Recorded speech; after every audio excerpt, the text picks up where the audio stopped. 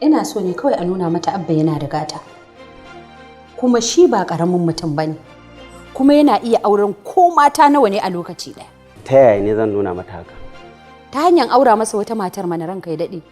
Hakan ne kawai zai nuna mata cewa ɗan sarki fa take aure ba ɗan talaka ba. Kawai sai a nemi mata a ɗaura wa Abba aure.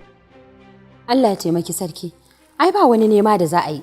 Tun daga mata a cikin gida, a goban nan kana iya tara jama'a a ɗaura auren Abba da Shamsiyya. Shamsiyya nan ƙanwarka ce. Daga ciki ɗaya kuka fito amma baka taɓa kiranta ba ko so ɗaya. Ka mata faɗa ko ka ja mata kunne akan yanayin da ta bar kilishi take amfani da ita wajen rushe mini gida.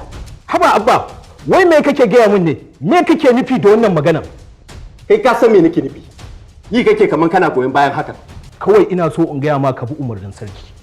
Na fi ka sanin girman umarnin sarkin. Kai da Allah ka kyale. Yaki ya kawo result. Yanzu an yi nasara, saura tsare gida. Ai kokarin rurrufe kowace kofofin gidan nan har tasu dan kar ma ta yi tunanin a buɗe take ta fito ta zo mana nan. Ke kuma sai ki fara shirye-shiryen tsare gida.